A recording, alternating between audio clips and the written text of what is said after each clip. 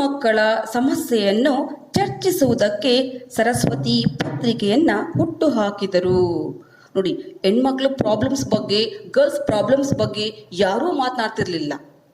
Okay, ಯಾಕೆಂದ್ರೆ ಯಾರು ಮಾತನಾಡ್ತಿರ್ಲಿಲ್ಲ ಅಂದ್ರೆ ಅವ್ರಿಗೆ ಯಾರು ಎಜುಕೇಶನ್ ಇರಲಿಲ್ಲ. ಸೊ ಆ ಪ್ರಾಬ್ಲಮ್ಸ್ ಹೇಗೆ ಸಾಲ್ವ್ ಮಾಡ್ಬೇಕಂತ ಗೊತ್ತಾಗ್ತಿರ್ಲಿಲ್ಲ. ಫಸ್ಟ್ ಆಫ್ ಆಲ್ ಮನೆಯಿಂದ ಹೊರಗಡೆನೆ ಹೆಚ್ಚು ಹೆಣ್ಮಕ್ಳು ಹೋಗ್ತಾ ಇರಲಿಲ್ಲ. ಇಂತಹ ಒಂದು ಸಿಚುವೇಶನ್ಸ್ ನಲ್ಲಿ ಏನ್ ಮಾಡಿದ್ರು, ಸ್ಪೆಷಲಿ ಹೆಣ್ಮಕ್ಳಿಗೋಸ್ಕರ, ಗರ್ಲ್ಸ್ಗೋಸ್ಕರ ಒಂದು ಹೊಸ ಪತ್ರಿಕೆಯನ್ನ, ಪೇಪರ್ ಅನ್ನೇ ಅವ್ರು ಏನ್ ಮಾಡಿದ್ರು, ಸ್ಥಾಪನೆಯನ್ನ ಮಾಡ್ತಾರೆ. ಯಾವ ಪತ್ರಿಕೆ ಅಂತಂದ್ರೆ ಸರಸ್ವತಿ ಪತ್ರಿಕೆಯನ್ನ ಅವರು ಸ್ಟಾರ್ಟ್ ಮಾಡ್ತಾರೆ. ಅದರಲ್ಲಿ ಫೀಮೇಲ್ಗಿರ್ತಕ್ಕಂತಹ ಪ್ರಾಬ್ಲಮ್ಸ್ ಬಗ್ಗೆ ಡಿಸ್ಕಸ್ ಮಾಡ್ತಕ್ಕಂಥದ್ದು, ಚರ್ಚಿಸುವುದಕ್ಕೆ ಅಂದ್ರೆ ಡಿಸ್ಕಸ್ ಮಾಡ್ತಕ್ಕಂಥದ್ದು. ಅವ್ರಿಗೆ ಏನ್ ಪ್ರಾಬ್ಲಮ್ ಇದೆ, ಆ ಪ್ರಾಬ್ಲಮ್ಗೆ ಪರಿಹಾರ ಏನು, ಸೊಲ್ಯೂಷನ್ಸ್ ಏನು, ಯಾವ ರೀತಿ ಸೊಲ್ಯೂಷನ್ಸ್ನ ಯಾರ್ಯಾರು ಕೊಡ್ತಾರೆ, ಈ ರೀತಿಯಾಗಿ ಆ ಹೆಣ್ಣು ಮಕ್ಕಳ ಬಗ್ಗೆ, ಸಮಸ್ಯೆಗಳ ಬಗ್ಗೆ, ಸ್ಪೆಷಲಿ ಪ್ರಾಬ್ಲಮ್ಸ್ ಬಗ್ಗೆ ಮಾತಾಡ್ಲಿಕ್ಕೋಸ್ಕರ ಏನ್ ಮಾಡಿದ್ರು, ಡಿಸ್ಕಸ್ ಮಾಡ್ಲಿಕ್ಕೋಸ್ಕರ ಸರಸ್ವತಿ ಪತ್ರಿಕೆಯನ್ನ ಅವರು ಸ್ಥಾಪನೆ ಮಾಡ್ತಾರೆ, ಸ್ಟಾರ್ಟ್ ಮಾಡ್ತಾರೆ.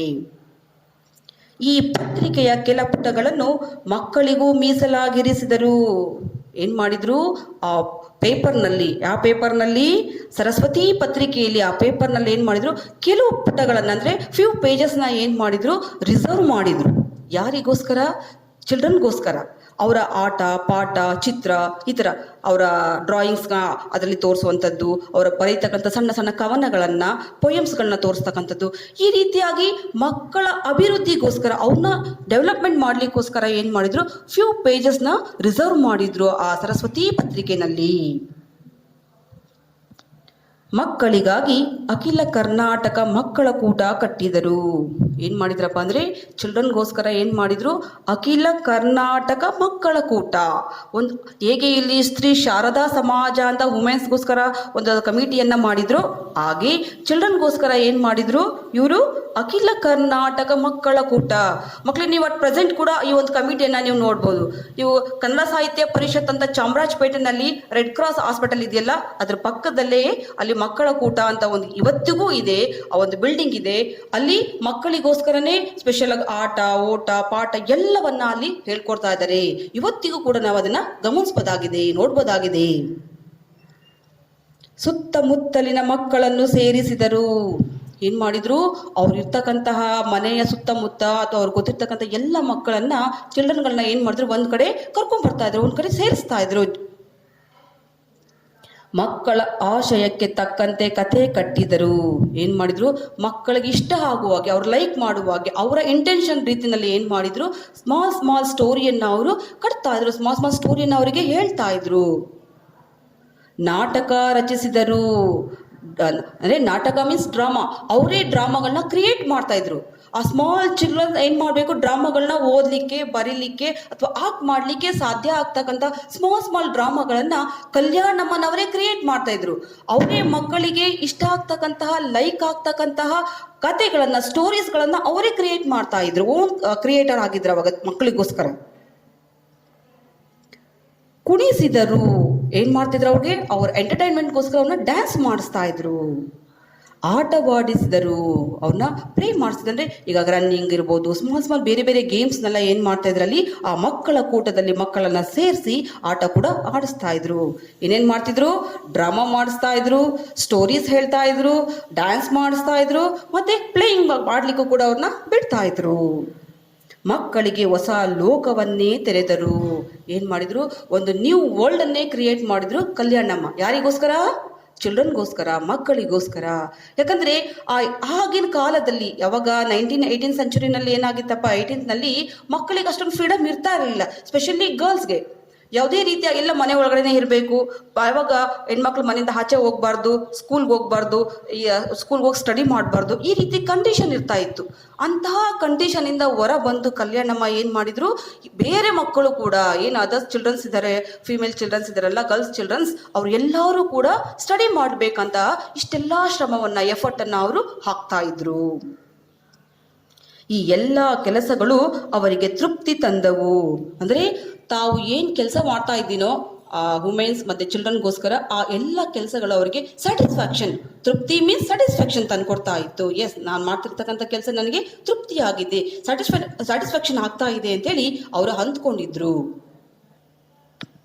ಅನಾರೋಗ್ಯದಿಂದ ಬಳಲುತ್ತಿದ್ದರೂ ಮಕ್ಕಳ ಸಮ್ಮೇಳನದಲ್ಲಿ ಭಾಗವಹಿಸಿದರು. ಏನು ಮಾಡಿದ್ರು? ಅವರು ಒಂದು ಮಕ್ಕಳ ಸಮ್ಮೇಳನ ಅಂದರೆ ಒಂದು ಫಂಕ್ಷನ್ ಮಾಡ್ತಾಯಿದ್ರು, ಚಿಲ್ಡ್ರನ್ಗೋಸ್ಕರ ಒಂದು ಫಂಕ್ಷನ್ ಮಾಡ್ತಾಯಿದ್ರು. ಆ ಫಂಕ್ಷನ್ ಮಾಡಬೇಕಂದಾಗ ಅವರು ಪಾರ್ಟಿಸಿಪೇಟ್ ಮಾಡಲಿಕ್ಕೆ ಅಥವಾ ಇನ್ವಾಲ್ವ್ ಆಗಲಿಕ್ಕೆ ಅವರಿಗೆ ಆಗ್ತಾ ಇರಲಿಲ್ಲ.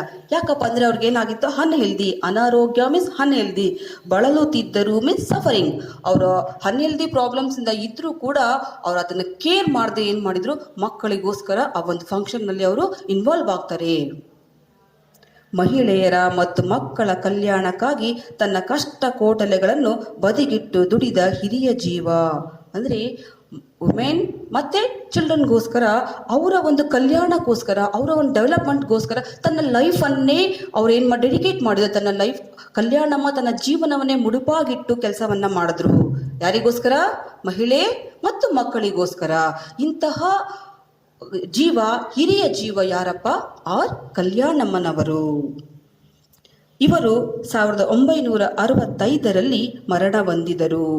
ಇನ್ನು ಅವ್ರು 1965ನಲ್ಲಿ ಅವರು ಡೈಡ್ ಆಗ್ತಾರೆ. ಅಂದರೆ ಇಂತಹ ಒಂದು ಕೆಲಸವನ್ನು ತಾನಿಗೆ ಸಿಕ್ಕಂಥ ಸ್ವತಂತ್ರವನ್ನು, ಫ್ರೀಡಮನ್ನು ಬಳಸ್ಕೊಂಡು ಬೇರೆ ಹೆಣ್ಮಕ್ಳಿಗೂ ಆ ಥರ ಫ್ರೀಡಮ್ ಸಿಗಬೇಕು, ಅವರು ಕೂಡ ಓದಬೇಕು, ಎಜುಕೇಷನ್ ಪಡ್ಕೋಬೇಕು, ಎಲ್ಲರ ಹಾಗೆ ಗಂಡು ಮಕ್ಕಳ ಸರಿ ಸಮಾನವಾಗಿ ಬದುಕಬೇಕು ಅಂತ ಕನಸನ್ನು ಕಂಡು ಆ ಕನಸನ್ನು ನನಸು ಮಾಡಲಿಕ್ಕೆ ಸಾಕಷ್ಟು ಎಫರ್ಟನ್ನು ಹಾಕಿದಂತಹ ಒಬ್ಬ ಧೀರ ಸಾಹಸಿ ಮಹಿಳೆ ನಮ್ಮ ಆರ್ ಕಲ್ಯಾಣಮ್ಮನವರು. ಇಂತಹ ಒಂದು ಹಿರಿಯ ಜೀವ ಏನಾಗಿತ್ತು? 1965ರಲ್ಲಿ 1965ನಲ್ಲಿ ಅವರು ಮರಣವನ್ನು ಹೊಂದ್ತಾರೆ. ಅಂದರೆ ಶಿ ಇಸ್ ಡೈಡ್. 2. ಸ್ವಾತಂತ್ರ್ಯ ಹೋರಾಟಗಾರ್ತಿ ಬಡಿಗೇರ ಸೀತಮ್ಮ. ಈ ಸಾಹಸಿ ಮಹಿಳೆಯರಲ್ಲಿ 2 ಕ್ಯಾರೆಕ್ಟರ್ಗಳನ್ನ ನಮಗೆ ಇಂಟ್ರೊಡ್ಯೂಸ್ ಮಾಡಿದ್ದಾರೆ. 1 character R Kalyanamma, 2nd character ಸ್ವತಂತ್ರ ಹೋರಾಟಗಾರ್ತಿ. ಅಂದರೆ ಫ್ರೀಡಮ್ ಸ್ಟ್ರಗಲ್, ಅದ ಸ್ವತಂತ್ರಕ್ಕೋಸ್ಕರ ಹೋರಾಡಿದಂತಹ ಒಬ್ಬ ಮಹಿಳೆ ಬಡಿಗೇರ ಸೀತಮ್ಮ. ಭಾರತಕ್ಕೆ 1947 ಆಗಸ್ಟ್ 15ರಂದು ಸ್ವಾತಂತ್ರ್ಯ ಸಿಕ್ಕ ದಿನ. When we get freedom? 1947 August 15. ಅಂದು ತಿರಂಗಿ ಧ್ವಜವೇರಿಸಿ ವಂದೇ ಮಾತರಂ, ಭೋಲೋ ಭಾರತ್ ಮಾತಾ ಕಿ ಜೈ ಎಂದು ಘೋಷಣೆ ಮಾಡುತ್ತಾ ಸಿಹಿ ಹಂಚಿದ ದಿನ. How we all celebrate independence day? ಖುಷಿಯಾಗಿ, ಹ್ಯಾಪಿಯಾಗಿ ನಾವು ಸೆಲೆಬ್ರೇಟ್ ಮಾಡ್ತೀವಿ. ಯಾಕಂದರೆ ನಮ್ಗೆ ಆ ದಿನ ನಮಗೆ ಫ್ರೀಡಮ್ ಸಿಕ್ಕಿದ್ದ ದಿನ. ಸೊ ಪ್ರತಿಯೊಬ್ಬರು ಕೂಡ ಆ ಇಂಡಿಪೆಂಡೆನ್ಸ್ ಡೇನ ಸ್ವೀಟನ್ನು ಒಬ್ರಿಗೊಬ್ಬರು ಡಿಸ್ಟ್ರಿಬ್ಯೂಟ್ ಮಾಡೋದ್ರ ಮುಖಾಂತರ ಏನು ಮಾಡ್ತಾಯಿದ್ರು? ಆಚರಣೆ ಮಾಡ್ತಾಯಿದ್ರು. ಇಲ್ಲಿ ನೋಡೋಣ, ಆ ದಿನ ನಾವು ಏನೇನು ಘೋಷಣೆಗಳನ್ನು ನಾವು ಹೇಳ್ತೇವೆ ನೋಡಿ. ಇಲ್ಲಿ ಭೋಲೋ ಭಾರತ್ ಮಾತಾ ಕಿ ಜೈ, ಒಂದೇ ಮಾತರಂ ಅಂತೇಳಿ ಏನು ಮಾಡ್ತಾಯಿದ್ರು? ಇಂಡಿಪೆಂಡೆನ್ಸ್ ಡೇನ ಸೆಲೆಬ್ರೇಟ್ ಮಾಡ್ತಾಯಿದ್ರು. ಕೋಟಿ ಕೋಟಿ ಜನರ ಕನಸು ನನಸಾದ ದಿನ. 1947 ಆಗಸ್ಟ್ 15 ಇದೆಯಲ್ಲ, ಆ ದಿನ ಇಡೀ ಭಾರತೀಯರ, ಇಡೀ ಇಂಡಿಯನ್ಸ್ ಒಂದು ಡ್ರೀಮ್ ಏನಾಗಿತ್ತು? ನನಸಾಗಿತ್ತು. ಆ ದಿನ ಫ್ರೀಡಮ್ ಸಿಕ್ಕಿತ್ತು ಅನ್ನೋ ಖುಷಿನಲ್ಲಿ ಇಡೀ ಭಾರತದ ಎಲ್ಲ ಜನರು ಇದ್ದರು. ಆದರೆ ಅಂದು ಭಾರತದೊಳಗಿನ ಹೈದರಾಬಾದ್ ಸಂಸ್ಥಾನ ಮಾತ್ರ ಭಾರತದಲ್ಲಿ ವಿಲೀನವಾಗಿರಲಿಲ್ಲ. ಇಡೀ ಇಂಡಿಯಾನೇ ಏನಾಗಿತ್ತು? ಇಂಡಿಪೆಂಡೆನ್ಸ್ ಡೇನ ಸೆಲೆಬ್ರೇಟ್ ಮಾಡ್ತಾ ಇದ್ರೆ ಭಾರತದ ಒಂದು ಪ್ರದೇಶ, ಯಾವ ಪ್ರದೇಶ ಅದು? ಹೈದರಾಬಾದ್ ಸಂಸ್ಥಾನ. ಏನು ಹೈದರಾಬಾದ್ನ ಒಂದು ರಾಜ್ಯದಲ್ಲಿ ಏನಾಗಿತ್ತು? ಅವರು ಇಂಡಿಪೆಂಡೆನ್ಸ್ ಡೇನ ಸೆಲೆಬ್ರೇಟ್ ಮಾಡ್ತಿರ್ಲಿಲ್ಲ. ಯಾಕಂದರೆ ಆ ಹೈದರಾಬಾದ್ ಪ್ರಾಂತ್ಯ, ಹೈದರಾಬಾದ್ ಸ್ಟೇಟ್ ಏನಾಗಿರಲಿಲ್ಲ?